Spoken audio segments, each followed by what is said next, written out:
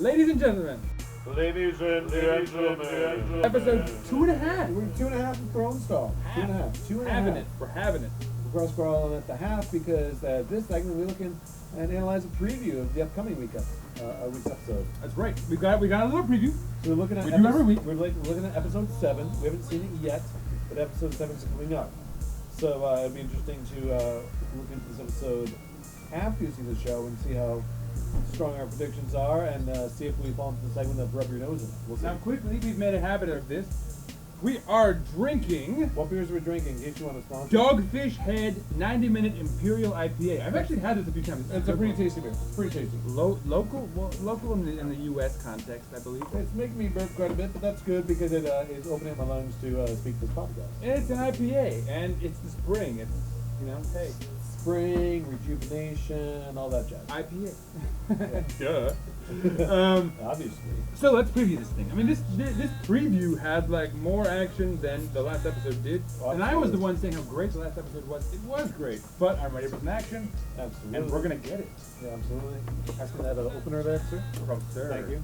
You're gonna do that. Yeah, we got some good things going on here. We got some hints of what looks like at River Run. The Tully is. You got the Blackfish, who's the head of the family there, the great uncle. Another return, another fun return. Yep, and then the younger Tully being held hostage. So, who's married all to right. I'm the dude who's always I'm the guy. I'm the interrupter. Interrupter. I'm gonna interrupt. Now, yeah, we're gonna just recap this thing. We're gonna talk about what we saw, and then we'll turn this into a sort of Game of Theory of sorts. Yeah. So, first things first, we see the Blackfish, the return. Blackfish. He's back. He's back. He's back, and great. There was speculation as to whether or not Littlefinger was even telling the truth about the return because of he the can't Blackfish. anything, and he was saying that River runs back to the Tullys, but you don't know. You don't. This is Littlefinger's your story to it. Yeah. And now we know he's back. So the Blackfish, back, good, great re-entry into the series. Right. I'm excited to see it. Any thoughts? So here we are, and Blackfish taking it back. The Freys are losing ground, as we've seen this past episode, and the Freys take it back in the cause, so they bring in Jaime Lannister to be some sort of negotiator or something. And it looks like they're living in the Interesting. It's the castle. And I have a fun thought. Jaime Lannister, is now, from what I understand, basically the head of the Lannister house, right? I mean, his father was Tywin, who was the head, and Kevin Lannister, I think, is the hand of it. he is, yeah. And so I mean, But he's and not he's really sort of an helping out. important character in the family. So it seems to me that Jaime's been given the ability to lord Right. over his family again, and so it would be interesting. Now, in the preview, we're given the quote, not the quote, but the Blackfish says, "The war is still on as far as we're concerned." The war is still on. The war is still on, meaning the War of the Five Kings, which is... And so what that means, though, is that, Jaime could respond, the war is on, but that means you're going for the Iron Throne. Now the Lannisters could theoretically say, we're going to switch sides. And we know Jaime's not going to be happy with Tommen. He's just basically crossed him and made him look like a fool. Yeah. He could say, the Lannisters are with you, Uh-huh. and here come the Freys, let me show you. Right? So we could actually see it. I mean, this is an ideal scenario because I think we have sympathy towards the Blackfish of Tully. We have sympathy towards Jaime now, as we discussed in episode 2. Yeah. What if we have Jaime and the Blackfish and the Tully, some Lannister forces, some Tully forces up against the Freys? I think again we have an easy victory for the Tullys and the Lannisters in this case. Otherwise, if you have the Lannisters and the Freys against Tully, it's like, who dies, the Blackfish or Jaime, kind of, we want the Blackfish to win because of, the Red Wedding and all the implications of that, but... it's complex because I think people are, there's so many fronts of different wars going on. Because also, in all this, it hasn't been mentioned yet, but we're going to see it by the end of the season. What about Dorne? Dorne is going to come up in a big way when we least expect it, because they're introduced like this, but they are out for what they hate the Lannisters really hate Yeah, that Dorn episode. has to come back. Yeah. Dorn is pissed. Dorn is Now, the do you most think for this pissed. coming episode with the previewing, do you think we'll see Dorn's I think feature? we're gonna see it when we least We expect should it. see them soon. I mean, it's been a When we while. least expect it. When we least expect it. It's been a while. Come across, and people are like, "What's the point of this?" Like, there will be a point. There's There always we a are. point. There's always a point. They're gonna be pissed. Interesting. Yeah. Interesting. Anyway, okay, going to the preview. So that's an interesting analysis of literally the first screenshot we see in the preview, and then we see one of Walter Frey's sons, and I don't know either of the names, for a brief snippet, and I'm gonna cut it off there because we see them again, and I think it's more impactful what we see later. Yeah. And also then we see Jamie, who we've already discussed, and then we see Cersei meeting Lady Oleana of the Tyrells. And she makes a reference to her being Face stupid. collapsed because of Your your stupidity has gotten us into this mess. Now, A, what is this mess? And I think that's an easier question to answer. But then B, what is Cersei's stupidity? Well, if the reason that there was religion has been able to run amok is that Cersei led it. Exactly. She and that's opened what I up was the getting at. floodgates for this. I mean, like, arrest whoever you have to. Like, she just, because she wanted to, like, get rid of Marjorie. Yeah. And she was so short-sighted with getting Marjorie, she was just letting it happen. And she was not seeing the big picture here. Yeah. So that's why this religion is going over. Because of Oh, you gotta, yeah. because of Cersei. Yeah. No, and we talked in episode 2 about this sort of long-standing feud between Marjorie and Cersei, and how Cersei may have just won because she didn't have the Walk of Atonement. She didn't get, Marjorie. She also didn't. Yeah, sorry. Marjorie didn't didn't have to have the Walk of Atonement, and Cersei still has to have the trial by combat. So Marjorie wins, right? Totally wins. And ironically, Marjorie wins by using the same religious group that Cersei introduced into King's Landing to defeat Marjorie. So double win by Marjorie in that sense. Yep. And so now Oleana's like, you brought us into this stupid mess, and of course the mess. But now still, what's the mess? The mess is that the religion has taken over. Like, there's no power in the families anymore. It doesn't really mean it's But from Oleana Tyrell. And here's what I think. Well, I would say the mess is that, like, their families don't mean anything anymore because the crown now sides with the religion, and there's no just single order of thing like the highest. And now the religion is part of this. Now they've like taken over. But from Tyrell's Oleana's perspective, I have a feeling Loras might have to do a Walk of Atonement, which would be ironic, and here's why. Because a lot of people were like, "Oh, I can't wait to see Marjorie's like Walk of Atonement." Blah, blah, blah, like I'm a pervert. Oh, now you're gonna have to see some dick on your screen. It's gonna be Loras Tyrell doing the Walk of Atonement. There's a lot of penis in Game of Thrones. There is. They equalize there. But yeah. We might see Loras doing a Walk of Shame, and that might piss off Oleana Tyrell. She's like, "You brought us into this mess." Yeah, it's Anyway, Oleana calls Cersei stupid, and we get that from the preview, which is fun. Yeah. That's fun. yeah, she's good. And then we get a little bit Sansa talking to someone in the north. They have a hand, fist, what do you call that? Coat of arms type thing. Yeah. I'll look into that. I'll post some screenshots of whatever that represents. I'm sure it'll be very easy to find on the internet. But interesting. So Sansa's taking the head in these discussions with loyalists in the north. Yeah. I think in terms of giving power to characters who are female, good. Like Sansa deserves a position like this. Having gone through what she has gone through, good for her. She has this role of like, I'm gonna lead these people to do something right and good and traditional, historical, whatever that means to her. Good for her. Anyway, moving on. What else do we see in the video? We have the Iron Islands, and we have the scene where we now learn. I love the islands. I love the storyline of the islands. I think it's developing into a kind of fan favorite. Oh, I've always. The King's it's Mood. So good. The King's Mood has developed so many everything memes, about so much it. sort of discussion. It was a We fun do scene. that so it's just like they go out. It's just like they're the most adventurous of all. I mean, like they've gotten through it. It's really good. Yeah. It's really just fun storyline. Fun stuff, yeah, and it's kind of foreign, but like where Dorne I think has not come through in some ways. The Iron Islands have. Oh yeah. As an outsider And so Yara is that saying fits into the world more. Yara says to them, I'm going to take back the Iron Islands, which me that there's like a civil war in there, That's right. which is like. And to recap, in the first episode of our podcast, we really didn't have any idea what they were going to do next. You know, and there was this sense of like, oh, maybe they'll go to s.6, or maybe they'll team up with someone else. Now we have a much clearer sense. Yeah. They're going to come right back, and they're going to do it in force. And they'd be smart to do it, you know. And as much of a war as they could, or civil war, whatever it is, they create in the sea, considering that they've stolen the majority of the fleet. Well, And the other folks have not built, they could not possibly build enough of a fleet if they just went straight back in. Now, I mean, it's all a matter of how strong is the force. You know, Yara and Theon may decide they need to add to the force. So yeah, that covers the Iron Islands. We have a stronger sense of what they're going to do. stronger sense. There's going to be something of a civil war in the Iron Islands. Well, And it's still tangential. It's still separate from the world of Westeros and Essos and everything we know. But it's going to tie in.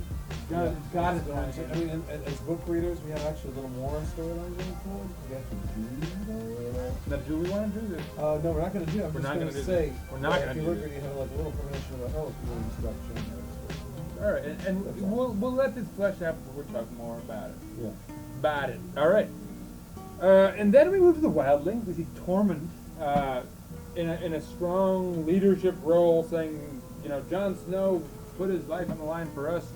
We're gonna put our life on the line for them. Yeah. You get this sense. He's rallying the troops to fight alongside. And so, it seems like they've separated. Tormund's gone to the Wildlings to rally those troops. It looks like Jon Snow is sort of with Sansa rallying northern troops. So they have separated to some extent. We'll see how that goes. It's good to see Tormund giving that kind of compelling speech. Yeah.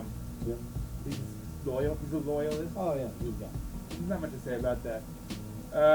And then we get a scene where Frey has a knife to the throat of someone. It looks sort of perilous. Yeah, it looks like Edmund Tully though. Ryan's- That looks like Edmund Tully. It was Edward Shirley. It was Edmund Tully. Now, do you think he's dead? Well, the woman hostage to get rid.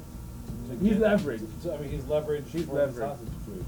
And what if they say, "Fuck you guys, we're gonna fight," and they're like, "Well then, watch this. We're killing Edmure." I mean, it's classic Game of Thrones. We'll see. It's classic Game of Thrones. None of it follows the book storyline. We do know what's happening actually. For these adults who don't want to read, you could have just looked it up online and Right, 2 Google. minutes- Do you know Google? 2 minutes put on like. Have you heard about Google? Or listen to our fine shows and we would have died That's right. for you. And we'll That'd be spoil your, everything. That'd be your first choice. If What that's you what want to you do want. first is listen To us. to Mimar Fingers Productions. That's right. You want to listen to Thrones stuff. Thrones talk. But if not, you can just Google it and find in 2 minutes of storyline. Or just like Google your character thing. Well, So that's a little silly. so to real not quick, know. Frey dying? No. What's the story? I can't. I can't. Don't. You're not gonna No, spoil to no, that no, extent. No, I'm not gonna put Okay. book spoil anything up in the books. That's So a- if that's you're a book policy, reader- and that's a policy I'm keeping in this show. He's keeping it. Because I'm the book reader in this, I'm not gonna divulge this, that, whatever. And to be fair, in the last preview show, I was like, "Vengeance Stark is cold hands." There was like a multifaceted spoil, but it was all theory. I was like, maybe. I didn't even. One of us may be right. So- It's me, not him. Meh. I was right last time. I'm just gonna say, 1 for 1 here, batting 1,000. We saw some feet in this preview, and I'll tell you what, these feet mean something. Now, first of all, we've already seen Braun in the preview. When I see those feet, I think, are those Braun's feet? And you're gonna see these feet because I'm gonna show them in the video clip in post-production. You're gonna see a lot of it. But we see Braun, and then we see some sort of mysterious feet pan into nothing. They pan into Sansa Stark's face, and while we see that, we sort of then pan into Sir Davos, and his line is that the dead are. One thing we know is the dead are coming back. Now, Davis is my favorite character. This is my top 3 favorite characters. wow, That's how much I love Sir Davis. I just love that man. man, I can't even. I don't know where he'd be in my rank. Sir It doesn't Dav- even matter. Let's not Sir even. Davos Seaworld. So no, he's a great character. Now, Game of Theories, real quick. Oh, well, we do this in the previews? But this Game of Theories is going to relate directly to the next episode. Do you have a theory that can impact this next episode. Now, one would be these mysterious feet show up, and then Sir Davos says, like, one thing we know is the dead are returning. Very, very heavy on the premonitions there. Who could possibly be returning? Whose feet could those be? You mean not what Sir Davos said, but with the footsteps. Well, and I think Sir Davos, what he's saying relates to those footsteps in a previous sense, right? They've choreographed this in a way. What are these mysterious feet doing in the street? if you have a mysterious feet, you have Sir Davos saying the dead are returning. We got to look at characters that we think were dead and are coming back. If you have listened to back, which leads me to number one thinking The Hound, which I was never convinced really bad.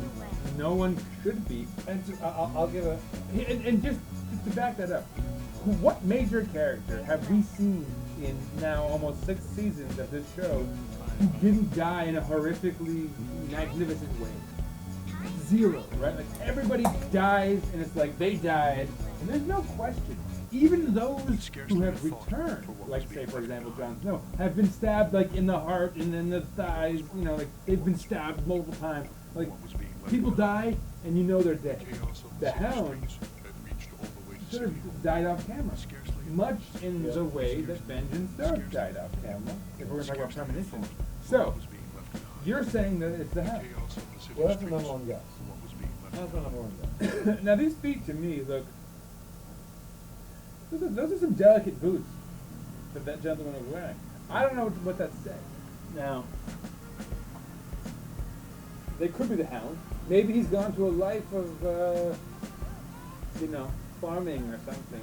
Maybe, and so actually What about fashion? Because if he has delicate boots, maybe he's gone to a life of fashion. great segue here. In episode 2, we talked about how we've been getting requests for our show, what we can talk about. Now, in episode 2.5, there's a request I'm going to bring in here. Someone asked me, asked us, pull out the papers. I want to quote it right here. He says, Drones Talk, could you please answer for me what the title of this next episode means? I'll tell you what the title is. The title is The Broken Man. Broken Man. Now, well, that my would friend go into Ryan, my theory. my friend Ryan talks about the Hound. He would be broken. He Brienne beat the shit out of him. Oh, very badly. Very badly. The man is broken. He's got delicate boots on, if those are his feet.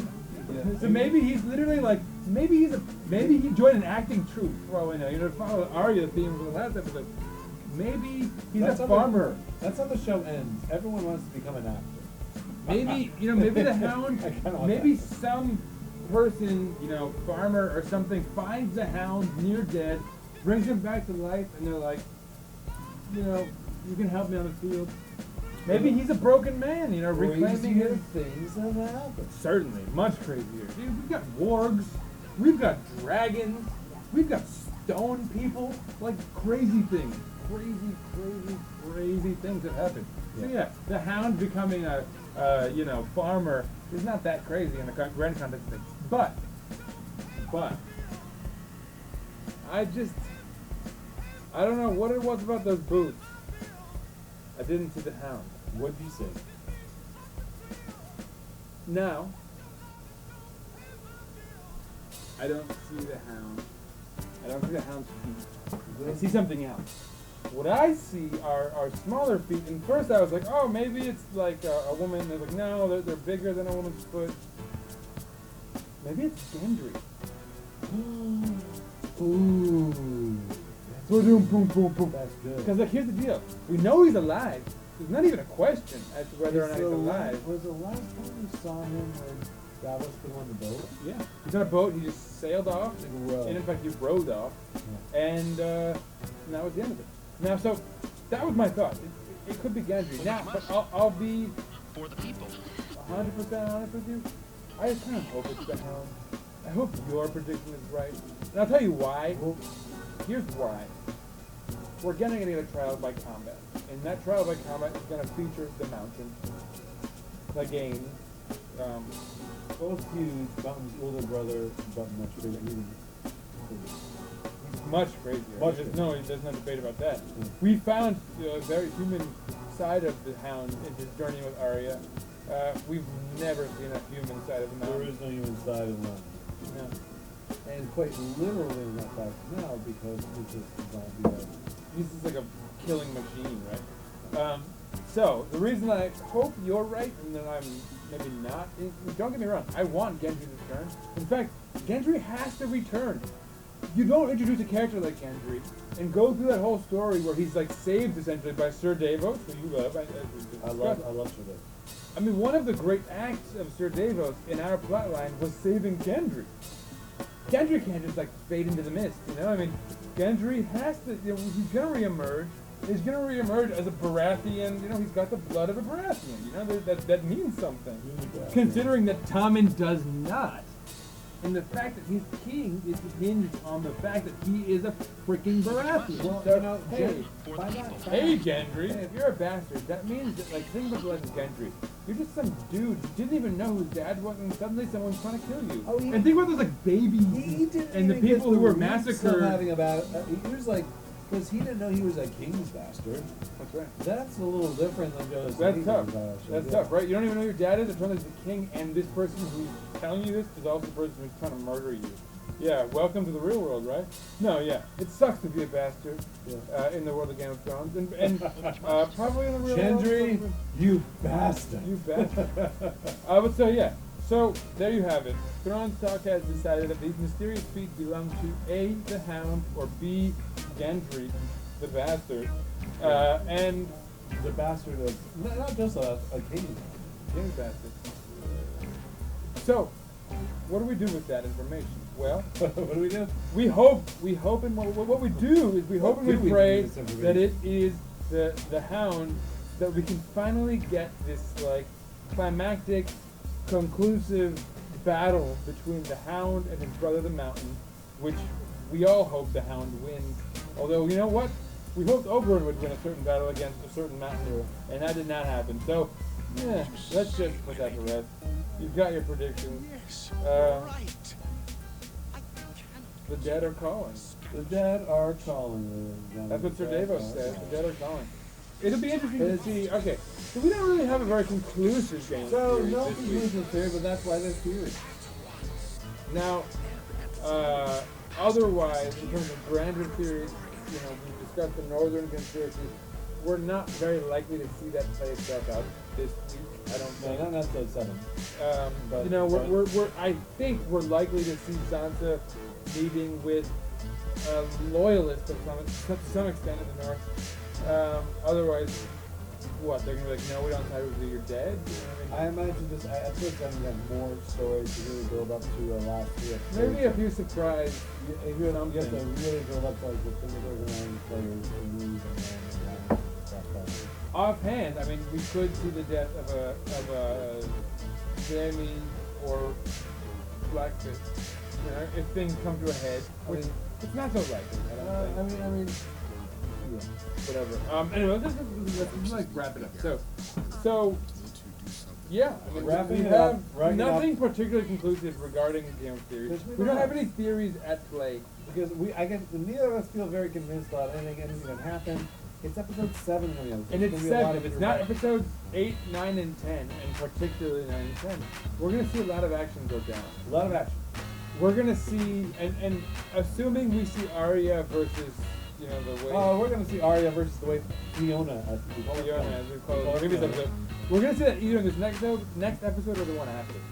And I think that's going to be the big moment in the coming episodes. That's going to be one. But in 9 and 10, where you traditionally have the most action, we're going to see the Battle of the Bastards. We're going to see Jon Snow fight Ramsay Snow, or Bolton, as his name is Bolton. We're going to see, so that's going to happen. I mean, the sort of culmination of a season is going to sort of play out here.